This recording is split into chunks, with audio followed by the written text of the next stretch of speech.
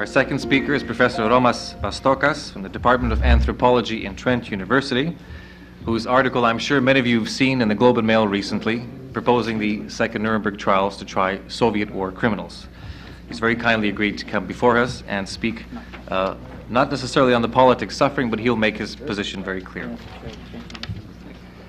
Mr. Chairman, I suppose I should begin with a disclaimer as well. I'm not a lawyer or a historian for that matter. I'm an anthropologist who's concerned particularly with the subject of culture and communication, and my remarks, I think, will reflect that. The title comes from a broader study that I'm doing on this subject, a study that deals with Soviet war crimes, and what I'm going to talk about here is particularly how difficult it is to raise that subject and get a response in the wider public. Let me begin with a few examples that will illustrate the problem I want to look at. A couple of weeks ago, on February 15th to be precise, I picked up the phone and called the assignment desk of the Toronto Star, the Sun, the Globe and Mail, and the CBC, both radio and television. I said to the people who answered my call that I was going to give a speech at the commemoration of Lithuanian independence on the subject, and that I was on the subject that was making the headlines every day, namely war crimes, but that I was going to give it another twist and talk about Soviet war criminals and Soviet war crimes in Eastern Europe, and that I was going to suggest that the work at Nuremberg was only half finished, and that I was proposing a Nuremberg II. Well, one reporter said to me, and I quote, "What Soviet war crimes?" And I explained. Another said, "What evidence have you got?" And again I explained. The third and the fourth said, "Sounds interesting." Anyway, in conclusion, with one exception, nobody showed up. Here's an even more recent example. On February the 20th, Professor Pielovsky from the University of Western Ontario wrote to the Globe and Mail and told them that the story that they had just printed about the mutiny on a Soviet warship in the Baltic Sea was 10 years old and had been long known to the emigre community. And he said in conclusion, and I quote, "The case is another illustration of the scandalous, persistent, and totally unjustified neglect of the North American media for samizdat and emigre publications. Their information becomes newsworthy in the eyes of our media only when a student adds his stamp of authority, quote unquote, to such sources of information, which is supplied to the West by Soviet citizens at the direct risk to their liberty and even life." Two more short illustrations. Professor George Simpson of the University of Saskatchewan, in his introduction to the Black Deeds of the Kremlin, which I'm sure you're familiar with, 1953, asks why another book on this subject when many similar ones have already been published. His answer is that the writers of the book, and I quote, "are shocked by the unawareness which still seems to prevail in spite of previous accounts, and that this particular Ukrainian aspect of Soviet oppression has been deliberately minimized or overlooked," end of quote. Finally, James Mace of Harvard University, who edited The Ninth Circle, 1983, again, I'm sure you're familiar with that, begins his introduction with this oddly negative sentence. I quote, "Readers in the English-speaking world will find much of what Alexa Woropay says hard to believe," end of quote. And I think most of us would immediately wonder why. Of course, what I'm talking about is the inaccurately called conspiracy of silence, though I would much prefer to use the less emotionally charged phrase, wall of silence. And this is a very powerful and pervasive political and emotional resistance in Western intellectual circles and much of the mass media to consider and expose Soviet genocide. Now that reluctance ranges from indifference to the subject, to benign neglect, to embarrassment, all the way to the acceptance of the old Stalinist explanation that such topics are, quote, anti-Soviet slanders. This, of course, in spite of the evidence that the Great Famine is cut from the same cloth as Hitler's death camps, and the additional significant fact that the system that produced the Great Terror, more refined to be sure, is still very much with us. This fact alone would seem to argue against silence. And let me quote the very first paragraph from that monumental work by Robert Conquest, The Great Terror. He says in this 800-page work, Stalin's purge is, in a sense, the event among all those of the past generation which affects the world most directly today. The wounds left by Nazism and by the Second World War are deep and painful, but they are part of the past in a way which is not nearly so true of Stalinism. While the Hitler regime is over 20 years dead, this was written in 1971 incidentally, that created by Stalin and those founded on his model survive. They have passed through important changes, but it remains true that their political principles derive from the new state he built on the ruins left in 1938. The whole world, indeed, still lives under Stalin's shadow.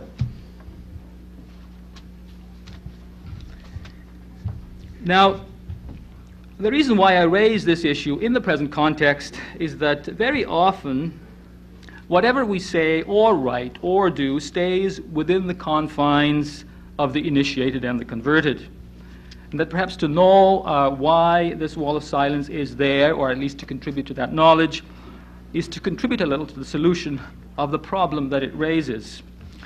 So in view of the time constraints of the seminar, all I can do is list some 7 reasons, and not in any particular order, why the Soviets have never faced the international exposure and censure that their treatment of their own and subjugated peoples deserves.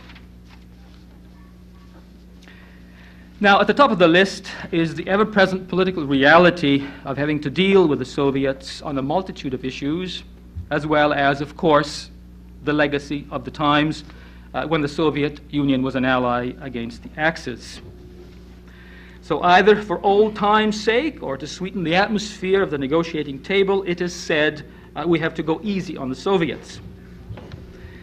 So, for example, the American historian Henry Steele Commager finds that Reagan's phrase, quote, "evil empire is," and I quote from Commager, is a gross appeal to religious prejudice, end of quote. And Commager then is worried that this will hurt the feelings of the leaders of the Soviet Union. Now, at the other extreme is the realm of political action, and in that realm would be Winston Churchill's efforts at Yalta to downplay the Katyn massacre. You'll remember that Churchill had Sir Owen O'Malley of the Foreign Office prepare the official British report on Katyn, a report which incidentally left no doubt in anybody's mind about the Soviet responsibility for the massacre. Churchill accepted the report and its contents, but because of the political demands of the day, said, and I quote his own words, "We should, none of us, speak a word of it." He then sent the report to Roosevelt with the following note: "Mr. President, the first of these 2 papers is a grim, well-written story, but perhaps a little too well written. Nevertheless, if you have time to read it, it would repay the trouble. I should like to have it back when you have finished with it, as we are not circulating it officially in any way." Now, the second point is not as easy to formulate, not because the reality is in any way vague, but because in one easy sentence it usually ends up as a gross generalization. But perhaps I could put it this way. There seems to be an ingredient in the mental makeup of the liberal mind that would rather dwell on the promise than the reality of the Soviet system. And the best way I can perhaps expand on this attitude is to read to you a statement by Walter Goodman, who was the assistant editor at the New York Times when he wrote this book. The book is called The Committee, A History of the House Committee on Un-American Activities. It was written in 1968, and in that very interesting paragraph, he attempts to define what a liberal is, but at the same time he makes reference to the things that I'm talking about. He says, "A reader approaching a book on so controversial a subject is entitled to know something about the author's stance. As a liberal, I confess it, though I fear to think what the word may convey to any given reader, I find myself fraternally troubled by the dilemma which the committee has from the first constituted for liberals in this country. The communists, despising us, have exploited our good names for their own interests. The hunters of communists, despising us, have offended our dearest beliefs and attacked our cherished causes. We can, it seems to me, to do nothing but bear up, to continue to oppose the committee, continue to champion the political freedoms of persons who, we know, mock us for our soft-headedness, and make clear that what we are doing is not so much out of misplaced affection for totalitarianism of the left, but out of reverence for liberty. I don't know whether this lets Mr. Goodman off the hook or not, but anyway, it's a very interesting statement. Now, there is a corollary to this point. In communications theory, we would call Mr. Goodman a very important gatekeeper. That is, a person who has the ability to open or close the gate to any message that comes along for publication. Understandably, the views and policies of the gatekeepers of the media prevail from the staffers to the chief editor. A third consideration relates to the nature of information on Soviet atrocities. The subject is naturally taboo in official Soviet circles. Much of the documentary evidence is totally inaccessible, if not destroyed, and the sources that are available are uneven. These are, of course, the accounts and the documents of the émigrés, the samizdat sources, the accounts of those defected or escaped, and the materials, to a certain extent, that were put out in the Soviet Union between 1961 and 1964. Now, contrast this with the documented and the photographic visual evidence that exposed the Nazi atrocities in 1945 and the culmination of that exposure at Nuremberg in 1946. Since then, of course, other mechanisms have been set up in place to accumulate and maintain the evidence of the Holocaust. Now, the fourth consideration follows logically out of the third. The enormous amount of evidence on the Nazi death camps has left an indelible mark on the Western mind to the point where the Holocaust has become more than a historic event. It has become a unique symbol of incomprehensible evil. As such, it has displaced other atrocities equally horrible, but less fully documented and perhaps a little more distantly removed in geography. As a matter of fact, the degree to which the Holocaust theme has been explored by artists, novelists, philosophers, and filmmakers is the subject of a recent CBC book called Art Out of Agony, published in 1983 and edited by Stephen Lewis. The fifth point is a phenomenon that may be labeled as selective outrage. That is, we tend to pick certain causes, select certain events as having more significance, as being more reprehensible than others, because they relate more to our personal or national history. Let me illustrate. Because Canada had such a bad record in providing sanctuary to European Jews between 1933 and 1948, many Canadians are expiating a national guilt when they focus on the Holocaust, and they are making amends for the immigration official who said of Jewish immigrants, quote, "None is too many." Incidentally, there is a book on that subject by Irving Abella and Harold Troper. A couple of letters that appeared in the press after the CBC film, The Private War of Charlie Grant, which some of you may have seen, had this to say, and I'm paraphrasing: "I am embarrassed as a Canadian that we let this happen." Now, it is particularly important, I think, to note that this type of outrage does not entail much potential political risk or commitment. None will challenge you for finding Hitler's regime reprehensible. Besides, it has been over for many years. On the other hand, outrage against Soviet atrocities does involve political commitment and carries a degree of risk. It is also a much more complex issue. When I told a colleague of mine at Trent University in the senior common room that I was working on a list of Soviet atrocities, he first looked a little bit embarrassed, and then he said to me, well, he said, to be credible, he says, you'll have to include Grenada as well.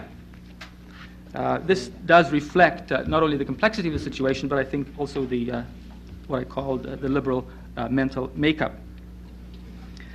As a sixth point, I'd like to submit that the public at large tends to have a romantic, exotic, and a folksy image of Russia, an emotional image that tends to exclude and is impervious to such horrible facts as the murder of some 23 million civilians in the USSR, one for every year of Stalin's regime. Now, apart from the classic Russian literature, consider some of the films that deal with Russia, such as Warren Beatty's Reds, David Lean's Dr. Zhivago, or such minor movies like The Russians Are Coming, Firefox, Enigma, or Red Dawn, and compare and contrast these films with a much more powerful and serious films such as Sophie's Choice, Cabaret, Shop on the Main Street, Night and Fog, or The Sorrow and the Pity. The Soviets may be villains, but they are villains with redeeming human qualities, such as the spying Soviet ambassador in Dr. Strangelove or the bungling generals in Firefox. With the single exception of One Day in the Life of Ivan Denisovich, which was incidentally a British film anyway, with Tom Courtenay, I can't think of a single Hollywood movie that deals seriously, or even half seriously, with Soviet genocide or its consequences. And perhaps we could call this phenomenon as Hollywood's revenge on the Committee of Un-American Activities. That's another story. The seventh factor to reckon with is the enormous amount of effort that the Soviets are putting into denouncing and discrediting and eventually silencing the émigrés for obvious reasons. And the whole question, of course, of disinformation falls to a certain extent in this category and will be talked about in due course. Now, how much of an effect this has in the West is open to question. But in the present search for Nazi war criminals and collaborators in the USA and Canada, the Soviets have seen a great opportunity, and they've gone out of their way to put their services at our disposal. In one respect, of course, this is a Soviet dream come true, because whole ethnic communities, not individuals, have been pinpointed as harboring Nazi collaborators. The Soviets can now say, "We told you so. These people are all fascists, and all their talk about Soviet atrocities is just so much anti-Soviet slander." Not only are the Soviets being exonerated, but a painful thorn from their side is being removed. Now, and if any of you saw Kojak, the Belarus file, a couple of weeks ago on Channel 11, you will realize how well the Soviets must be pleased with the present turn of events. So in summing up, let me say that 7 points are in no way intended to exhaust all the reasons why there is this wall of silence, or call it what you will. But they do point out some of the difficulties that lie in our way as we make our case, and in my own case particularly being concerned with this whole issue of opening Nuremberg II, that lie in our way to bring our case before the conscience of the free world. And we simply have to take all of these considerations into account, all of these difficulties, and our actions simply have to work around them. Now let me conclude with a quote from a recent book of essays that appeared on Lithuanian culture under the Soviet occupation by Rimvydas Šilbajoris, published in 1983. It's called Mind Against the Wall, a very interesting book, and it very aptly sums up the significance of the need to break down this wall of silence. Occasionally, a Western commentator will react to the voices of exiles from the USSR as one might to those of any political groups crying foul after the loss of their struggle for power. Admittedly, most communities of exiles have politicians among them whose ideas or ambitions are now obsolete and irrelevant to the future of their countries, sometimes in direct proportion to the bitterness of their outcries. But in the world as it is today, however, it is important to make one crucial distinction. The voice of the exile is not a grumbling of political malcontents. It is a cry of moral outrage. When the Jews and other peoples under the Nazi gun cried out to the world, they were not lamenting lost comforts or privileges. They sought help against the power whose face was death. It should be clear by now that those who speak of death doing well in Moscow are not engaging in hysterical exaggerations. The statistical evidence alone is overwhelming. Neither is cultural, ethnic, and spiritual genocide a mere metaphor. It is a reality that the free world is morally obliged to perceive and understand. Hopefully, he says, the present volume will contribute to such an understanding upon which the very future of mankind depends. Thank you.